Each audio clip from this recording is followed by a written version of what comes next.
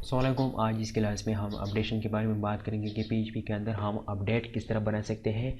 Let's suppose आपके पास एक table है और उसमें आप डेटा अपडेट करना चाहते हैं, आपसे कहीं पर गलती हो गई या आप जानबूझकर अपडेट करना चाहते हैं किसी चीज़ को या अपने नेम को, सिटी को, फादर नेम को, जो भी है उसको आप अपडेट करना चाहते हैं तो वो बेसिकली आप अपडेट की मदद से कर सकते हैं। लेकिन अगर आप खुद एक डेटाबेस बनाना चाहते हैं और आप खुद से इसमें अपडेट का ऑपरेशन जो है वो इस्तेमाल करना चाहते हैं, अपडेट का बटन बनाना चाहते हैं, तो वो आप किस तरह कर सकते हैं। तो यहाँ पर मैं आपको दिखाता हूँ कि अपडेट आप किस तरह करेंगे। लेट्स सपोज यहाँ पर आप देखते हैं कि जिसकी आईडी जो है वो 21 है, इसकी नेम वगैरह जो है वो मैं अपडेट करना चाहता हूँ। इसकी फादर नेम तो है नहीं, सिटी नहीं है, सिर्फ नाम है वो एफ मैंने लिखा है, तो इसको मैं चेंज करना चाहता हूँ। जैसे ही यहाँ पर मैंने अपडेट पर क्लिक किया तो यहाँ पर मेरे पास जो बेसिक इंसर्शन के बारे में हमने बात कर चुका था वहाँ पर मैंने आपको बताया था कि ये आप किस तरह बना सकते हैं। सो यहाँ पर मैं क्या देता हूँ कि यहाँ पर मैं शम्स मैंने दे दिया, शम्स, और इसके अलावा यहाँ पर कुछ भी देता हूँ फादर नेम की जगह और सिटी की जगह यहाँ पर मैं बन देता हूँ। तो इसको देने के बाद यहाँ पर सबमिट पर क्लिक करता हूँ और सबमिट पर क्लिक करने के बाद यहाँ पर आप देख सकते हैं कि शम्स, इसके बाद शाह फादर नेम और इसके बाद बन्नो जो सिटी है वो मैंने चेंज कर दिया यहाँ पर। तो ये वापस भी इसी टेबल पर आ गया। तो ये सब कुछ हम किस तरह कर सकते हैं। सो बेसिकली इसके लिए अगर इससे पहले आप लोगों ने मेरा ये प्लेलिस्ट एक्सेस नहीं किया है तो मेरा आपसे रिक्वेस्ट है कि आप ये एक्सेस कर लें। जब आप स्टेप बाय स्टेप देखेंगे तो आपके लिए मुश्किलात तो नहीं होगी। तो चलिए स्टार्ट करते हैं। फ़र्स्ट ऑफ़ ऑल मैं क्या करता हूँ कि आपके पास एक डिस्प्ले जो मतलब आप डेटा रिट्रीव करना चाहते हैं, सेलेक्ट करना चाहते हैं, सेलेक्ट का जो टेबल है वो आपके पास होने चाहिए। जिस तरह यहाँ पर हमने बनाया है, यहाँ पर सिलेक्शन की मदद से हमने एक टेबल जो डेटा है वो सेलेक्ट किया हुआ है। तो इसका क्लास जो है मैंने आपको बता चुका है, 19 क्लास है इसका। अगर आपने ये क्लास नहीं तो सबसे पहले आप ये देखें, इसका होना ज़रूरी है। और इसके अंदर यहाँ पर डिटेल में मैं नहीं जाता हूँ, लेकिन ये जो बटन है यहाँ पर मैं क्या करता हूँ कि इसको कमांड टॉगल वर्ड पर क्लिक करता हूँ ताकि इसको थोड़ा सा सेट हो जाए। तो ये बेसिकली अपडेट मैं यहाँ से हटा देता हूँ, हटा दिया और यहाँ पर कंट्रोल एस करके यहाँ पर रिफ़्रेश कर दिया। और रिफ़्रेश करने के बाद यहाँ पर आप देखते हैं कि मेरा जो अपडेट बटन है वो ख़त्म हो गया। अब मैं आपके सामने अपडेट का बटन बना देता हूँ। तो अपडेट का बटन बनाने के लिए फ़र्स्ट ऑफ़ ऑल आपने टी का इस्तेमाल करना है, टेबल डेटा। और टी इस्तेमाल करने के बाद आपने बटन का इस्तेमाल करना है, यहाँ पर बटन। और बटन के बाद यहाँ पर आपने इसके अंदर लिंक ऐड करना है ताकि कुछ ना कुछ काम तो ये परफॉर्म कर देता है। यहाँ पर ए कटेगा और ए करने के बाद यहाँ पर H R E F is equal to double quotation, H R E F double quotation के बाद यहाँ पर आपने उस टेबल का नाम देना है जिसके अंदर आप अपडेट का कोडिंग करना चाहते हैं। उसको आपने जो भी नाम दिया हुआ है वो आपने देना है। जैसे यहाँ पर अपडेट का पेज यहाँ पर हमने बनाया हुआ है, ऑलरेडी मैंने यहाँ पर एक फ़ाइल क्रिएट किया हुआ है। तो ये कोडिंग बाद में मैं आपको बता दूंगा, लेकिन जस्ट यहाँ पर मेरा मतलब जो है वो अपडेट फाइल है, update dot P H P के नाम से मैंने बनाया हुआ है। तो यहाँ पर मैं क्या करता हूँ कि यहाँ पर अपडेट देता हूँ, update dot P H P. Update dot P H P करने के बाद यहाँ पर आपने सवालिया जो मार्क्स आपने लगाना है। इसके बाद जो यूनिक चीज़ होता है जैसे एसनाईसी होता है, आईडी होता है, तो इस पर आपने यहाँ से वही आपने यहाँ पर मेंशन कर देना है।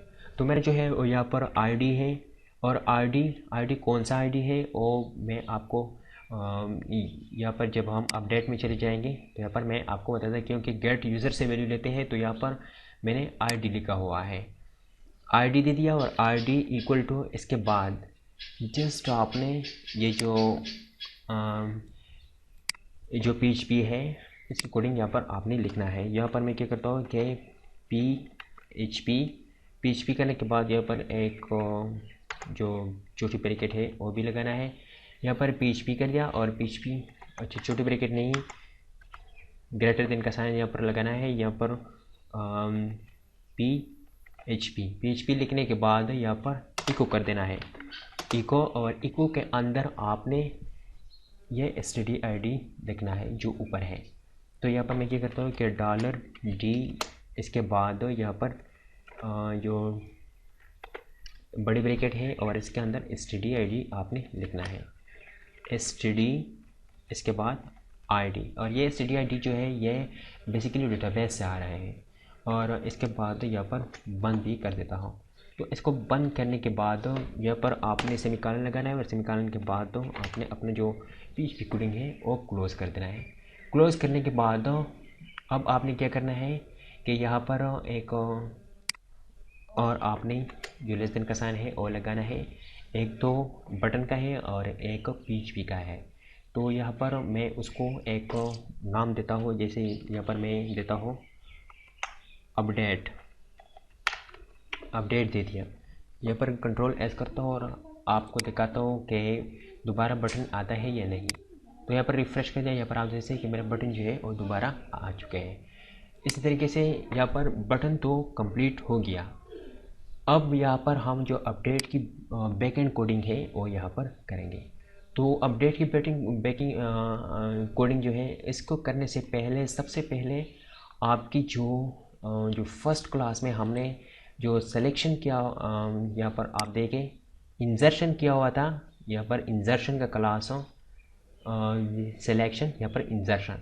तो इंजर्शन के क्लास में हमने ये सब कुछ देखा है कि एक फॉर्म हम किस तरह क्रिएट कर सकते हैं। तो बेसिकली ये हमने यहाँ से ये जो हमारा जो इंजर्शन है इससे हमने कॉपी करके यहाँ पर पेस्ट कर दिया है। बस इतना सा किया है। और इतने से करने के बाद अब यहाँ पर इसके ऊपर हम यहाँ से ये हटा देते हैं।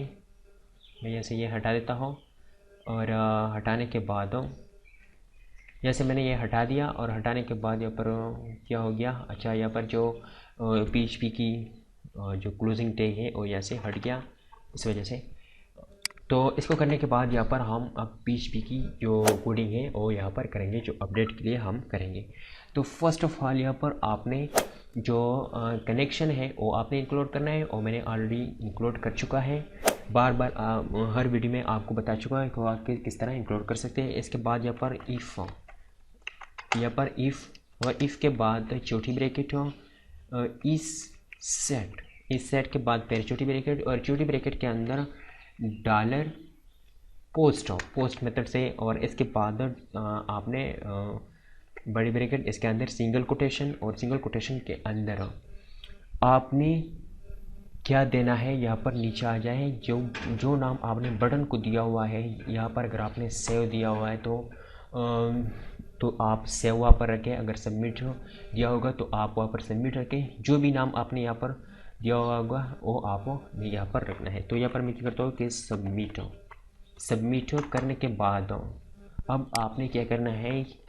एक और बात मैं आपको बता दूँ कि जब हम यहाँ पर मैं डिस्प्ले आपको दिखाता हूँ, डिस्प्ले पर नहीं, मेरे ख्याल में इंजर्शन की क्लास में, बाकी सेम टू सेम बिल्कुल इसी तरह है। लेकिन मैं आपको एक बात बताता हूँ कि जब भी आप किसी स्पेसिफिक चीज़ को डिलीट करेंगे या अपडेट करेंगे, तो डिलीशन और अब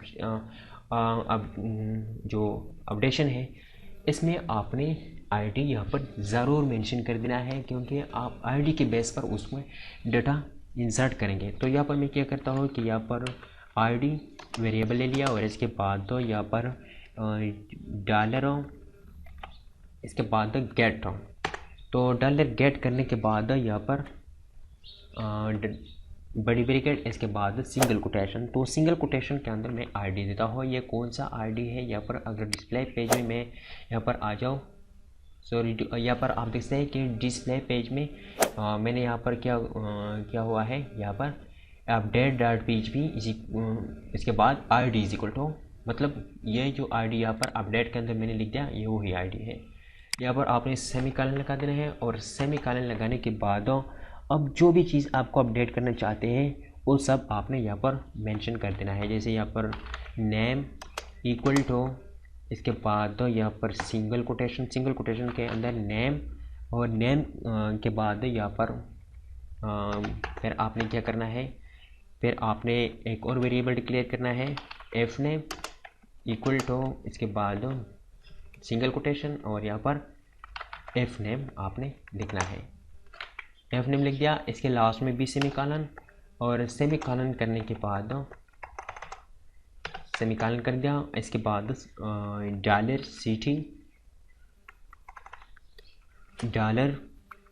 $CT इक्वल टू, इसके बाद यहाँ पर फिर आपने सिटी लिख देना है। तो सिटी लिख देने के बाद ये मैंने क्या लिख दिया है, ये मैं आपको बता दूं। यहाँ पर आप देख सकते हैं कि जो टेबल के अंदर हमने, जो फॉर्म के अंदर हमने इसको नाम दिया हुआ है वो हमने लिखना है, बिल्कुल सेम टू सेम इसी तरह आपने ये लिखना है। इसको लिखने के बाद ये जस्ट मैं यहाँ से भी कॉपी कर सकता था, लेकिन मेरा मतलब जो है वो आपको समझाना था, यहाँ से भी मैं कॉपी कर सकता था। इसको करने के बाद अब बाकी काम तो हो गया, लेकिन यहाँ पर आपने जो मैं क्या करता हूँ कि ABC एक वेरिएबल लेता हूँ इक्वल टू, इसके बाद MySQL जो क्वेरी है वो आपने लिखना है। क्वेरी के अंदर यहाँ पर फर्स्ट ऑफ ऑल आपने कनेक्शन को यहाँ पर रखना है, CON के नाम से है मेरा कनेक्शन। और इसको करने के बाद यहाँ पर आपने जो अपडेशन की क्वेरी है वो आपने लिखना है। अपडेट लिखने के बाद यहाँ पर मुझसे डबल कोटेशन बोल गया, इसको आपने डबल कोटेशन के अंदर आपने बंद करना है। अपडेट के बाद आपने टेबल का नाम लिखना है, अपडेट स्टूडेंट के बाद सेट कर दो, क्या सेट करना चाहते हैं। फर्स्ट ऑफ ऑल मैं stdid सेट करना चाहता हूँ। यहाँ पर stdid इज इक्वल टू, यहाँ पर आपने ID लिखना है, सिंगल कोटेशन के अंदर मैं उसको बंद करना चाहता हूँ ID, और इसको बाद कामा लगाना है। इसी तरीके से जो सेकंड नंबर पर नेम है, यहाँ पर name equal to single quotation के अंदर भी आपने वही लिखना है, तो जो ऊपर आपने वेरिएबल दिया हुआ है। इसको करने के बाद फिर आपने यहाँ पर कामा लगा देना है। जल्दी मैं करता हूँ।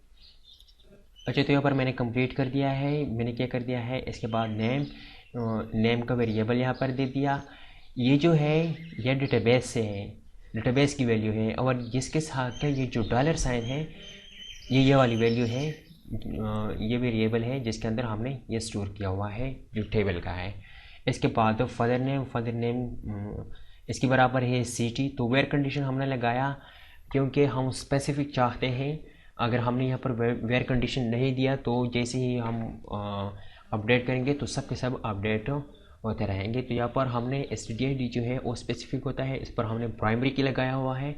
तो यहाँ पर वेयर कंडीशन के बाद हमने RD दे दिया। यहाँ तक हमारा काम जो है वो कंप्लीट हो चुका है। लेकिन अगर आप चाहते हैं कि मैं इसके अंदर जो इफ़ कंडीशन है वो लिखना चाहता हूँ ताकि मेरे को स्क्रीन पर कोई मैसेज वगैरह शो हो जाए, तो इसके अंदर आपने वेरिएबल लिखना है ABC जिसके अंदर आपने क्वेरी स्टोर किया हुआ है।